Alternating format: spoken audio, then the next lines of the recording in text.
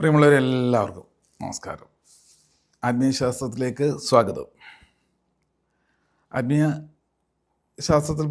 ആത്മീയതയിൽ പലപ്പോഴും ഒരുപാട് കഥകളും ഉപകഥകളും ഒരുപാട് സങ്കല്പങ്ങളും മിസ്റ്റീരിയസ് ആയിട്ടുള്ള നിരവധി ആശയങ്ങളൊക്കെ ഉൾക്കൊണ്ടിട്ടുള്ളതാണ് ആത്മീയത എന്ന് പറയുന്നത്.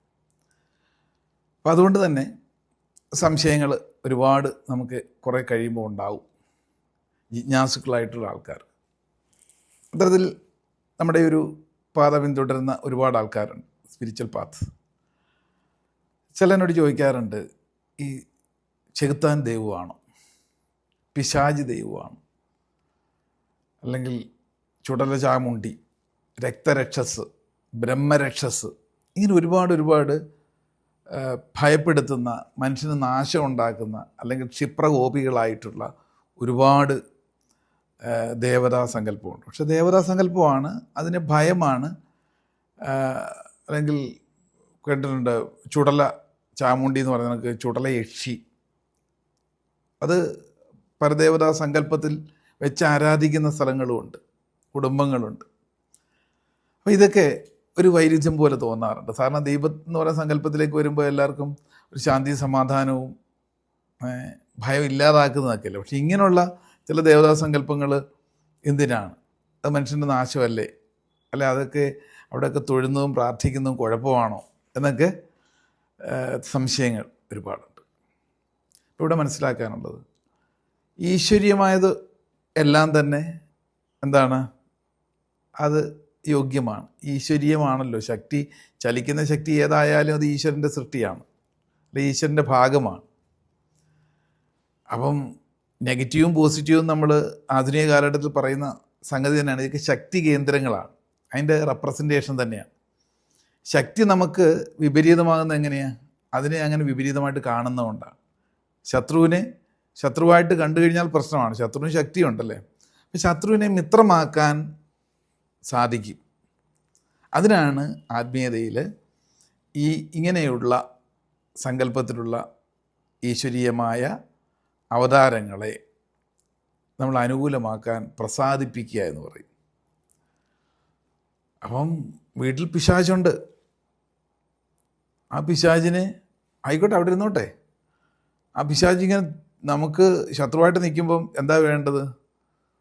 കുറച്ച് പായസം ഉണ്ടാക്കുക ഉരുളിയിൽ, ഭക്തി ആദരവോടുകൂടി ആ പിശാചിന് വെക്കുക. അത് സന്തോഷത്തോടെ ഒന്ന് കഴിക്കില്ലേ?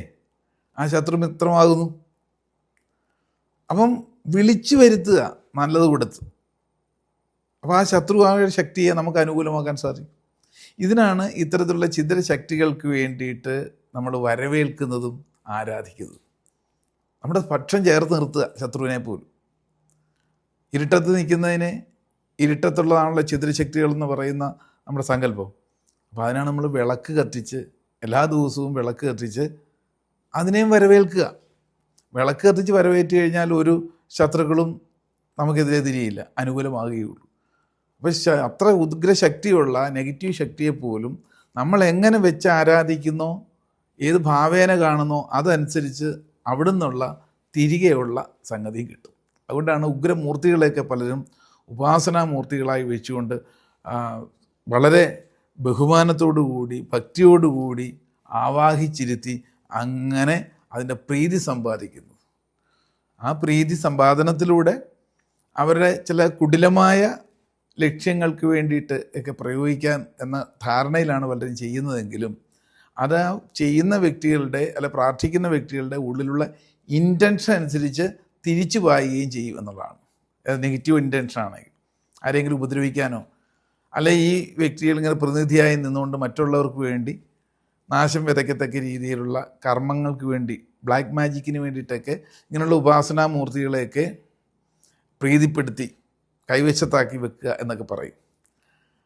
എന്നിട്ട് ഇവർ കൊടുക്കുന്ന നിർദ്ദേശം അനുസരിച്ച് അതുങ്ങളെ കൊണ്ട് പ്രവർത്തിപ്പിക്കുക. ഇങ്ങനെയുള്ള ചില മിത്തുകളൊക്കെ പണ്ട് തൊട്ടേ ഉണ്ട്.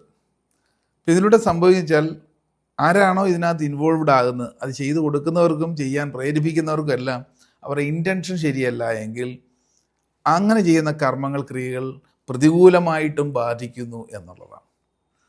അപ്പോൾ ഈ ശക്തികളെയൊക്കെ സത് ഡയറക്ഷനിൽ, നല്ലൊരു ഡയറക്ഷനിൽ കൊണ്ടുപോകാൻ ഉപയോഗിക്കുമ്പോൾ മാത്രമേ ഈ നെഗറ്റീവ് ശക്തികളെ, അതിൻ്റെ പ്രഭാവത്തെ നമുക്ക് അനുകൂലമാക്കാൻ പറ്റുകയുള്ളൂ. അതുകൊണ്ടാണ് സ്പിരിച്വാലിറ്റിയിൽ വ്യത്യസ്ത ദേവീ ദേവതാ സങ്കല്പങ്ങളെ ആരാധിക്കുമ്പോൾ ഓരോന്നിനും വ്യത്യസ്ത രീതിയിലുള്ള ഗുണങ്ങളും സവിശേഷതകളുമുണ്ട്. അത് നെഗറ്റീവായിട്ടുള്ളതിനെ നമ്മൾ സ്നേഹത്തോടും ബഹുമാനത്തോടും സ്വീകരിച്ചു കഴിഞ്ഞാലോ നമുക്ക് അനുകൂലമാകും. അതുകൊണ്ട് ഈശ്വര സൃഷ്ടിയിലുള്ള എല്ലാം തന്നെ ഒന്നും മോശമുള്ളതല്ല.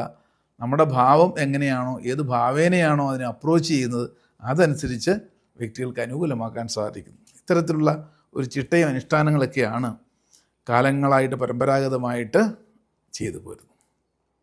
ശരിയല്ലേ? ചിന്തയ്ക്ക് വിട്ടുകൊണ്ട് ഇന്നത്തേക്ക് നിർത്തട്ടെ. നന്ദി, നമസ്കാരം.